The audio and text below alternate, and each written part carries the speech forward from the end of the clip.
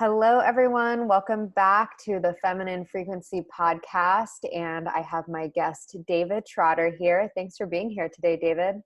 Amy, it's super fun to be with you. Yeah, I'm really loving podcasting is one of my favorite things to do right now. And I've been having a lot of fun really getting to know my guests and sharing their wisdom. So I'm looking forward to diving in and getting to know you more after now I've read your book and I've been on your podcast too. Yeah, it's super fun to connect with people. Um, oh my gosh, I've done over 100 episodes in the last year, and that's a lot of people that I've gotten to meet and connect with.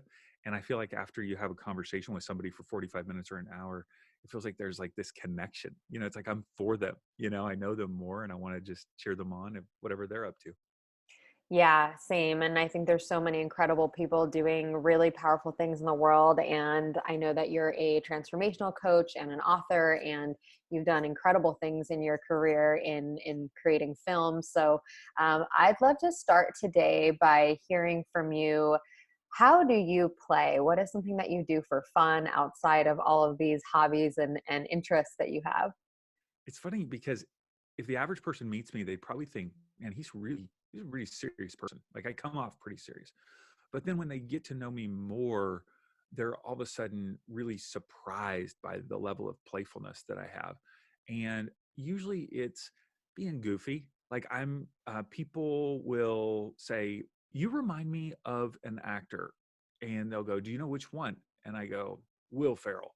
Because I get it so often that I remind them of Will Ferrell. Especially I used to have long curly hair that was kind of crazy or whatever, and it was even more so. But my wife and kids, they know that I'm goofy. I'll say crazy things. I'll talk to people. If we're going out to a restaurant, I'll ask a weird question or something. That's how the playfulness plays out for me, is in interactions and trying to be a little goofy and physical playfulness. We live near the beach, so I love going for walks on the beach with our family and being there. But playfulness is definitely something that I need more and more in my life, for sure. Yeah. Yeah, and what I'm hearing also is your version of playfulness is actually being your authentic self and allowing yourself to be goofy and silly. And I think sometimes when we get really serious, especially in the personal development world or just in general, it's usually because we're wearing like masks or we're trying to protect ourselves. And so I love that, especially around your family, that's where like your playfulness and goofiness comes out, that you can really be yourself. Well, especially if I'm working with coaching clients, it's a serious thing. It's obviously I'm being present for them and to love them and care for them and listen to them. But I also will interject things to kind of be playful and kind of joke around and I think that lightens the mood. It helps them feel like, okay, he's a real person. We're connecting. This is fun. Feels good. Yeah, I absolutely love having men on this show. I've had quite a few male guests, and I'm really wanting to bring this voice of the essence of being your authentic self and also being able to be vulnerable as both women and men, and really accessing this piece of the feminine as humans, not just as women or men. So I'd love for you to share a little bit about, you've had quite a connection to, or you've been influenced by a lot of women in your life, and I'd love to hear how you feel like that's played into your nature, which for me what I experience is very um, gentle yet present, and also very connected. So not a lot of men have those tools in their toolkit. It's something that I would imagine has been learned over time. So if you can share a little bit more for you what that's been like. Mm-hmm. Well, one of the things that I point out in the beginning of my book, Empowered to Rise, is I start to realize for most of us, we have a deep connection with women up until maybe junior high or high school, that our moms are generally the ones that are more nurturing to us in our lives. And then most elementary school teachers are women for whatever reason. My wife's an elementary school teacher, teaches kindergarten. And so you are having women pour themselves into you for hours each day. And there's something so powerful about that. And then around junior high or high school, it seems like the teachers start to change and there's more men involved. And then all my coaches were men. All the bosses that I had at part-time jobs as a teenager were men. the leaders in my spiritual community were men. And I started to realize, wow, isn't that interesting? The shift happens, and then it almost feels like this shift from feminine to masculine, really strong. And it's not necessarily right, wrong, good, or bad. I'm just realizing that in my own life. And for whatever reason, as I started getting out of college, I began to connect more so with women in the workplace. My bosses were women. Even over the last, well, when I was a pastor for 10 years, I had women on my staff. I had men as well, but oftentimes it's odd in a Christian environment to have women on staff, especially at a pastoral level. That was something that I enjoyed and had experience with. And then for the last 12 years, I've done a lot of filmmaking, and I've had a marketing business and doing coaching. And for whatever reason, I tend to connect more with women. I don't know if I feel like I'm at my best, my highest self when I'm working with women. I told my wife at one time I thought I might be gay because women were so attracted to me, all the time. She, and I decorate our home. I love fashion. I love the arts. I love all of these different things. And for whatever reason, there's a connection with women. And so when I started the Inspiration Rising podcast a year and a half ago, I said, well, I really would like it to be more for women, for whatever reason. Not that I'm telling women what to do, not that in any way. In reality, I'm highlighting women and raising them up to go, here's a woman's voice that I want to highlight. And I think it's beautiful and amazing and smart, so yeah, it's an interesting journey. I think we all connect in different ways, but for whatever reason, that's kind of been my path.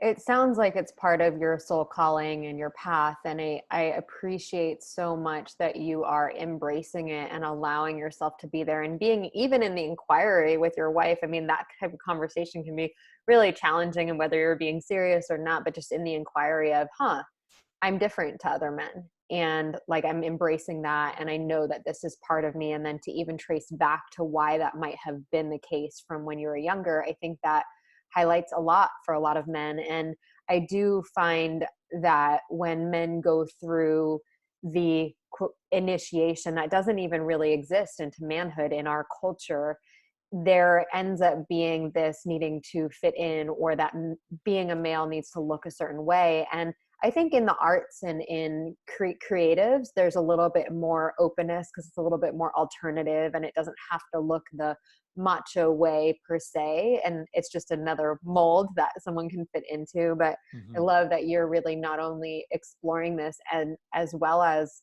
being a stand for the feminine, being a stand for women, and being a safe space for women to then like share their gifts. So I'm really appreciating what you're doing on your podcast, and also what you're doing in your work. Yeah. And I feel like I have so much to learn from women. One of the reasons why is I have always been a very direct person, very intense person. So, like on the Myers Briggs, I'm an INTJ. On Enneagram, I'm a 1, which is about justice. And I can come off a bit brash and intense.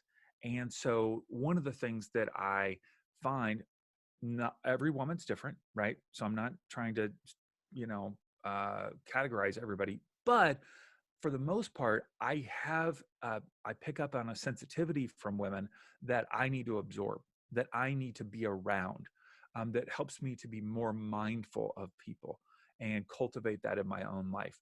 And my wife helps me with that a lot. She's very genuine, very gracious, very loving. She's a saint. Everybody loves her. I don't think there's anybody in the world that doesn't like my wife. And so, she teaches me a lot in that way. It's like, she'll give me the look, and it's like, was that helpful? Do you really need to say it that way, to the kids or, other people? I find that by doing the podcast, and even by being involved in coaching women and men, that I end up learning, so much in the process. Yeah, it sounds like a lot of compassion and patience, and even just awareness for yourself, noticing when you slip into that mode. And we all have a variety of different elements of our personalities, right? And Mhm. they all come out in different ways. And so it sounds like being in the presence of women is allowing you to actually be in, like you said earlier, which I thought was so powerful, of like, be in your highest self. Hmm. and connecting more with the love within you and that compassionate space within you. So I mean, it makes a lot of sense to me why you're doing the work that you're doing. And I'd love for you to share a little bit more about your journey. You're a transformation coach, and many times as coaches, we all have our own journey that brought us here. And I'd love to hear from you, if you've had a rock bottom moment or what your journey has been to coming to this place of self discovery for yourself and actually knowing what your soul purpose is. Hmm. It has all been a smooth path. Everything has been beautiful, just been wonderful.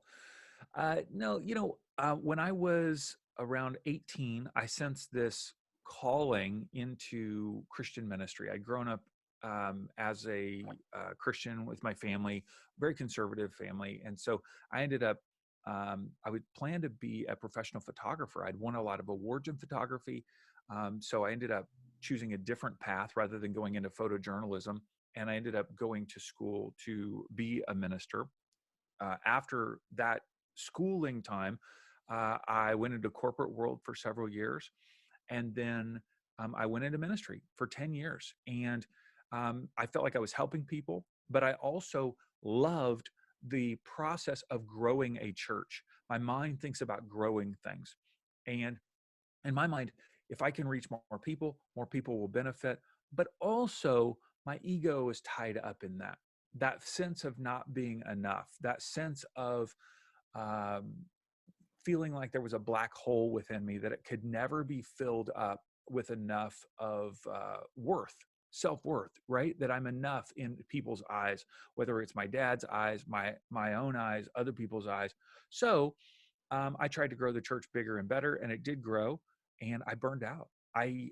12 years ago, I was just an utter wreck. I wasn't taking care of my mental health. I wasn't taking care of my physical health. I wasn't taking care of my relationships. And I ended up making some really poor choices in regard to my marriage. And I was an absolute disaster. And I ended up resigning from my role at the church. And my wife and I were headed toward divorce. And I ended up checking myself into a mental hospital for 3 days just to get my head straight. I was just, I was on the border of suicide, but more so, I just couldn't function. My body was, short circuiting. I had gone through so much self-imposed trauma. And so after those 3 days in the hospital, I ended up getting out, and I spent about 2 weeks wrestling with intense feelings of suicide because I'd really thrown away my marriage. I had thrown away my ministry, my education. What was I going to do with my life? I was disconnected from my kids, all because of the workaholism and the desire to somehow lift myself up to finally feel like I was enough through performance. And, it was a long road. It was about a 6-month journey of my wife and I reconnecting, going through a lot of therapy, a lot of self discovery, a lot of saying, who do I want to be? I had grown up following through the path that my parents wanted me to be, which was beautiful. The desire for, especially in a conservative faith oriented family, that family wants the best for you. They want to protect you from the things that they see as harmful or evil. And it really does oftentimes, it isolates you from those things. And at the same time, it can feel stifling. And, I start to ask, well, what do I want? Rather than doing the right thing, like, because I've always had a mindset of, I need to do the right thing in this moment. And that leads to a high level of responsibility, right? If you ask me, Amy, to do anything, and if I said yes, I mean, I will do it. I will do whatever it takes to make sure that I fulfill that commitment. And 12 years ago, I was so tired of holding the responsibilities of all these things that I was just like, screw it. I am done. Like, I just want to start over. Unfortunately, um, that's not a healthy place to get to, because a lot of people, including myself, end up making decisions that are really damaging to themselves or others, whatever that way of kind of blowing up their lives is. And so one of the things that I love to help my clients do is to go, you don't have to get to that rock bottom place. You can choose your bottom right now. In the 12-step world, there's this idea of you can choose your bottom rather than keeping going down, down, down.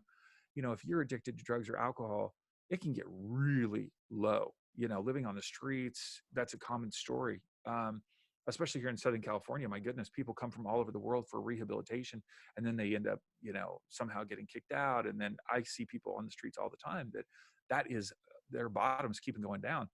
Well, you can choose your bottom right now, no matter what you're wrestling with in life, no matter what I'm wrestling with. It doesn't have to get to the point where you make a decision or you make choices that are ultimately really hurtful to yourself or others. You can say, I'm just not satisfied with this area of my life. This is my bottom. And so I want to go up from here. And what would that look like? So for me, the last 12 years has been about serving others rather than creating something to grow for myself. And so that's part of the coaching, is to go, it's not about growing something. It's about investing in people. It's about helping them. It's about helping them get unstuck, clarify what they want to do, take their life to the next level. For whatever reason, I have this superpower of getting things done. Like if I can just see something, I can see the overall vision, I can see all the small steps, and I have the energy to make it happen. And that's the reason why I've produced 12 books. I've produced and directed 4 feature films, because like I could just know how to do that, just do stuff. And so that's what I love, to come alongside other people. I could meet someone anywhere, and within 10 minutes, for whatever reason, I tend to find out what people really want to do in their life.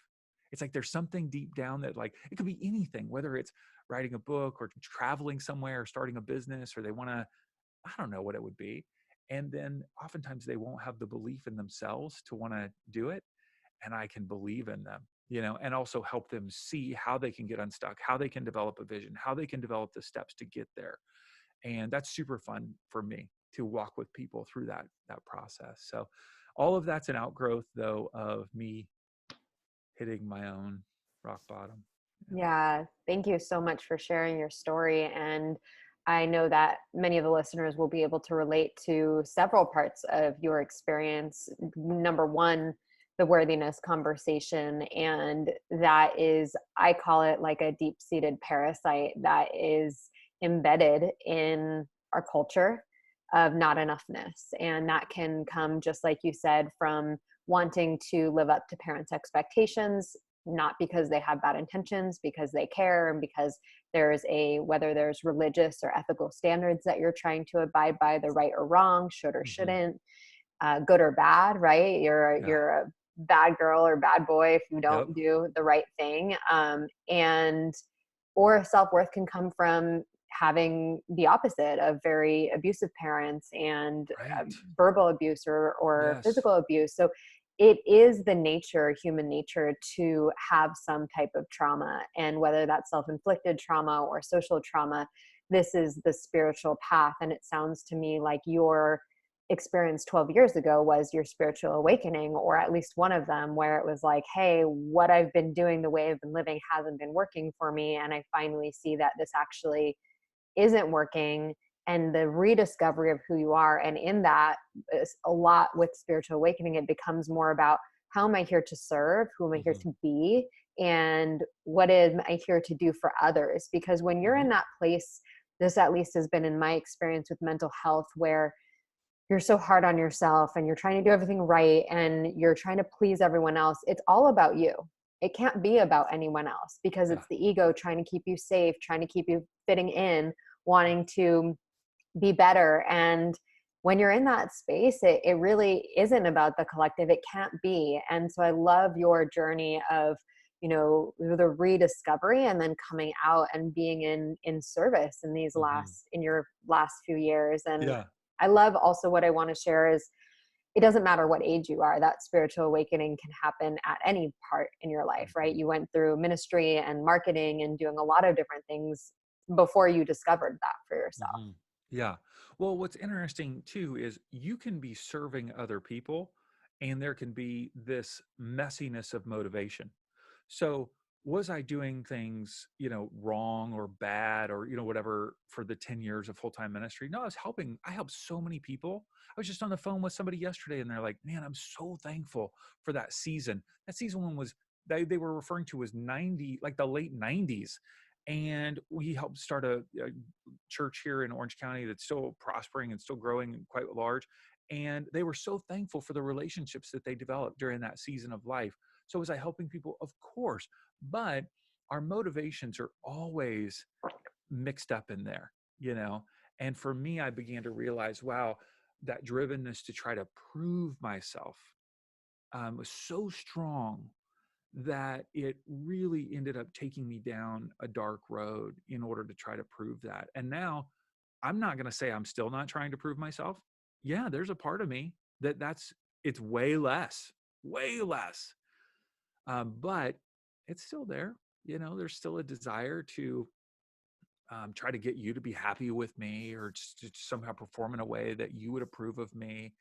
It's, you know, maybe it's 5%, but you know, it's there. And So you're saying you're human?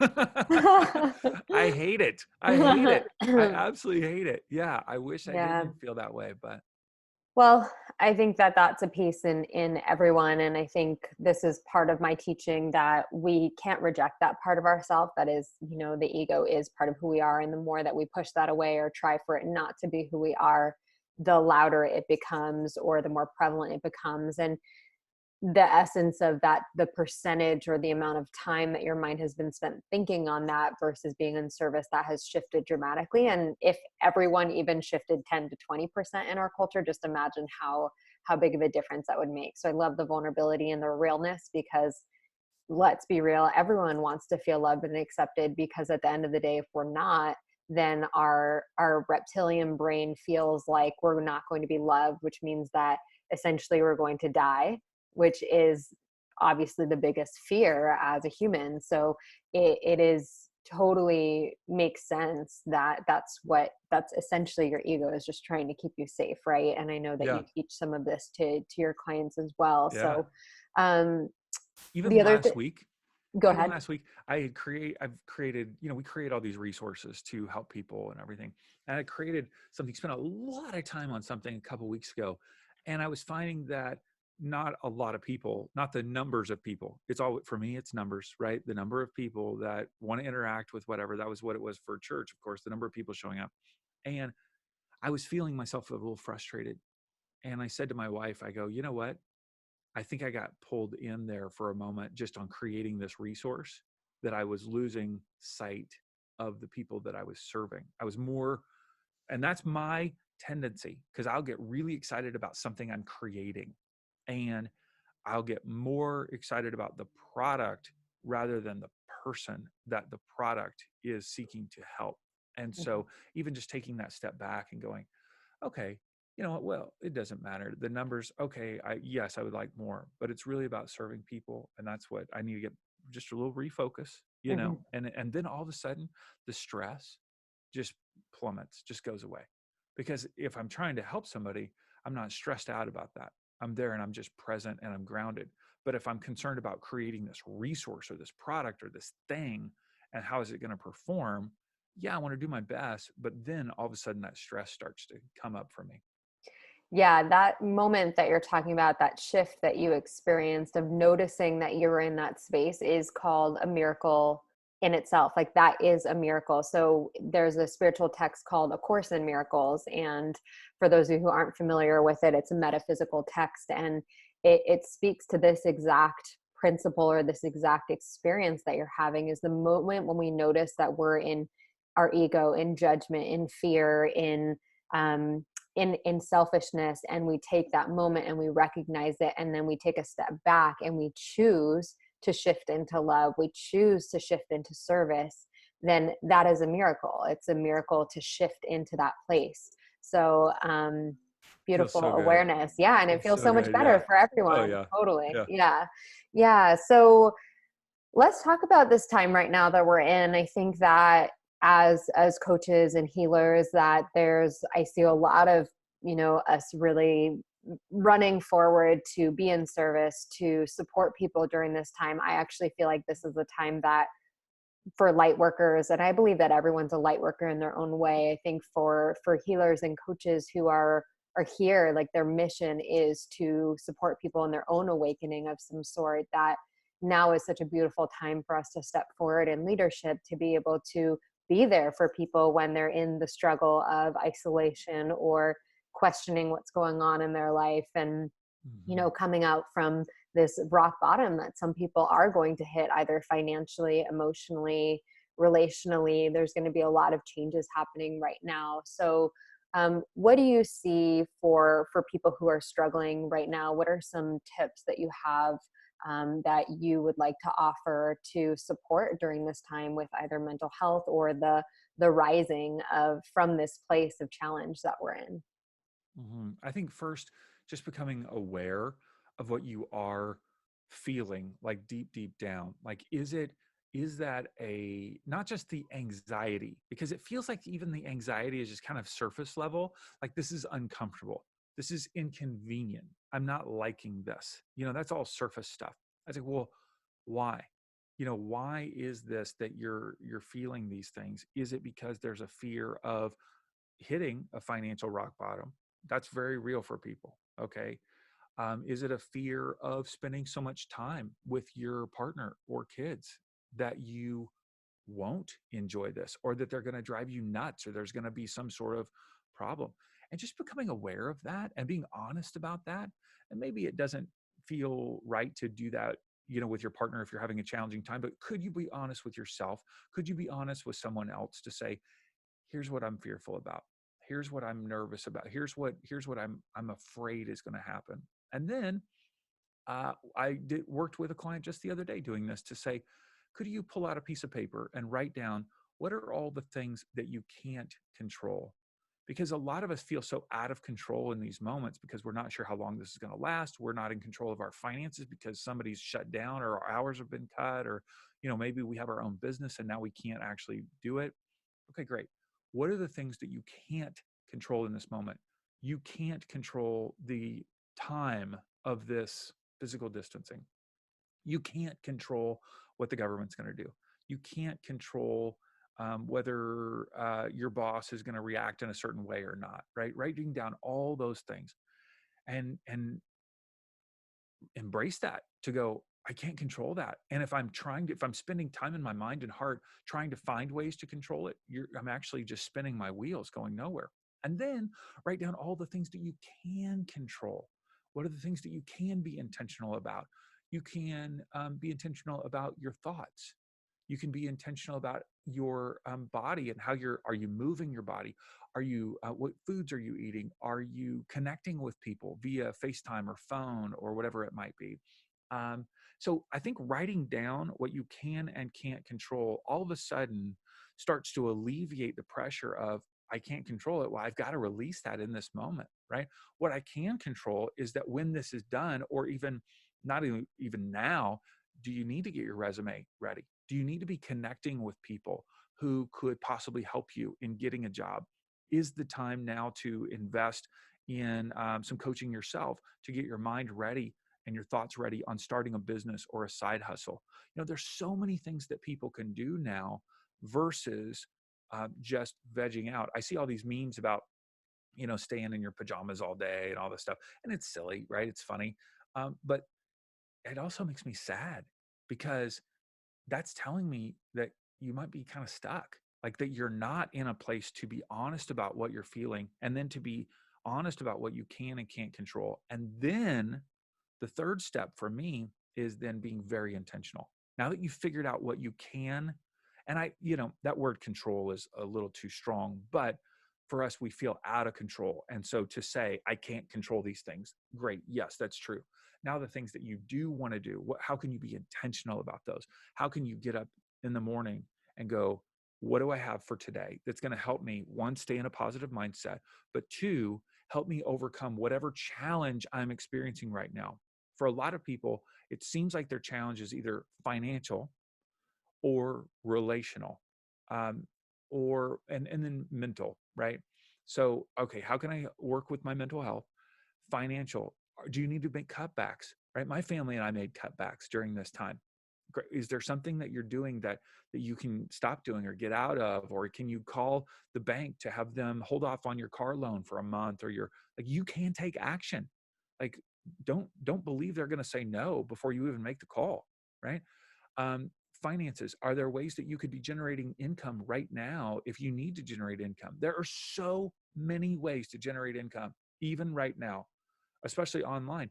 I had, this sounds silly, but there's a guy that I met. I usually work with women that are kind of middle aged, but there's an 85-year-old man that I met, and he's very inquisitive. And I enrolled him in the Launch Your Life program. And he went through the whole program. And you know what? He's at a time in his life where he needed to make an extra $1,000 a month. He had been a vice president of a corporation for 30 years, but he had not been real wise in some of the spending. He'd gone through a divorce. And I spent an hour and a half with him, Amy, helping him create an account and a profile on Upwork.com. An hour and a half. I did it, and we shared our screen.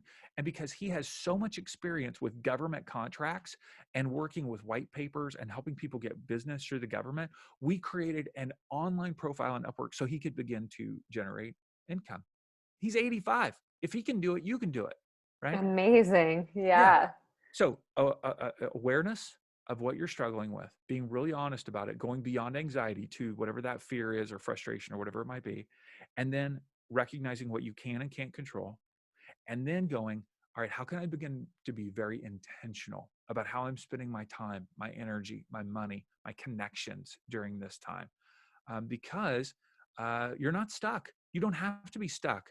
This is a temporary time, as you said, right? This is not indefinite, it's temporary, but you can leverage this time. Maybe you need to rest during this time. Maybe your job's fine. Maybe you need to rest. That's fine. That's being intentional. But just unintentionally laying around in pajamas and watching, Tiger King, which I love that show. Have you watched? Oh my gosh, that show on No, I Netflix. don't even have a TV at my house. You don't have a TV. You've got a phone or a computer. Hey, it's okay. Veg out a little bit, but you got to be intentional. This is a time to be intentional. It's a gift. It is a gift to most of us. Even if we're struggling financially, there's a gift in some other way. And it's finding that gift and then being intentional about leaning into it and embracing it. Thank you. Thank you so much for sharing that process. And I think it is helpful for people to have frameworks to work with, because the shift that you're describing is going from essentially being a victim to the circumstances that you're in into empowerment and being like, okay, this might not be ideal, but what can I actually do about this? And how am Mhm. I feeling? And how can I shift that? And when someone's deep in the anxiety loop or the fear loop, that can be challenging to bring the awareness. So I really appreciate that framework and that process that you walk them through. And I'll share a little bit for the listeners what some of the things that have been really supporting me and my clients in staying on top of mental health. And I like to do this thing where I call it bookending your day. So starting your day intentionally and finishing your day intentionally. And that, especially when working from home or staying at home, will help to differentiate like when your workday starts, when your workday ends. And simple things like getting up, getting dressed, and taking that moment in the morning to connect with yourself before you check your email and the news and social media and all of that. But like taking that moment to be intentional and setting your day up for success in your mind, and getting yourself dressed and creating social interaction, intentionally creating social interaction, because we're physically separated, but there are ways to be intentionally creating interaction. I also think a big piece of it is actually tuning out on social media, like taking less time on technology and being very intentional about how you're using it, because now is a time where it can be a zoning out method, which perpetuates not being able to feel what you're feeling and experience the awareness because you're zoned out. So those are some of the things that have been really supporting me, getting some movement in, walking outside, nourishing my body. I will be really open and transparent during these times when there's less freedom. These are the type of times where I tend to go more to things like wanting to be a little bit rebellious with food, or wanting to be a little bit rebellious and like, I just want to be outside all the time and I don't want to be working right now.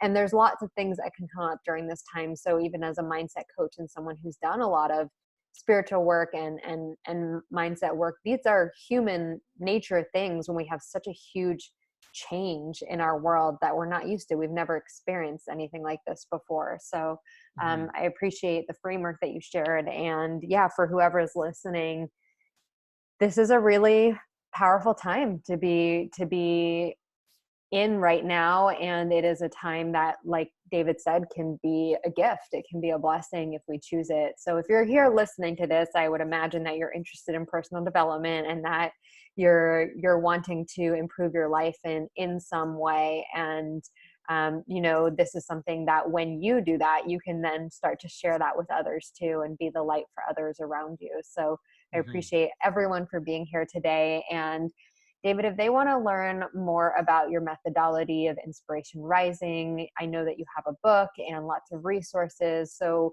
where can they learn further and take this to the next level? Yeah, our website is insporising.com, like inspiration rising, but insporising.com. All of our social media is inspo rising. The podcast where I interview primarily female leaders and coaches and executives is Inspiration Rising, and that's on all the podcast apps. You can also listen to it on our website. My book is called Empowered to Rise, and that's available on Amazon. If they want to get the first chapter for free, just to download to check it out, it's also on insporising.com. There'll be a little pop up there. You can request it, and it's a free resource. Making it super easy for you guys. So I'm also going to pop all of those links in the show notes today, and you can click on over and really get some more info from David. And if you have other friends or family who you think would relate to David's message, this could be a beautiful time to send them a gift, send them a book. I've been really intentional about looking at, which clients of mine or which people in my circle can I be supporting. And I think something simple like that, picking a book that you think would really lift someone's spirit up, is a great way to be in service right now too. So make sure to head on over to Inspo Rising. And David, is there anything else that you want to share with our audience today? Well, I would just encourage people to be intentional with this time. As I said, it's like, what would it look like for you to move in the direction that you want to go in life? If there's something in your life that you're dissatisfied with, I believe that life dissatisfaction is the result of living an unintentional life. And so if we want to be more satisfied, find more meaning, find more purpose, find more enjoyment, we've got to be intentional. So most people, if you're listening today, you've got something that's in your head that you're going, man, I wish I want to do that. Or I feel like I should do this. I feel like I need to reconnect with this person. I feel like I need to start this. I need to work on my health. I need to, whatever it might be. You know what it is. You're hearing that little small whisper, right, in your mind. Go for it. You can do it. Be intentional. Beautiful. Thank you. Thank you for being here with us today. Really appreciate it. And thank you everyone for listening. We'll see you on the next episode.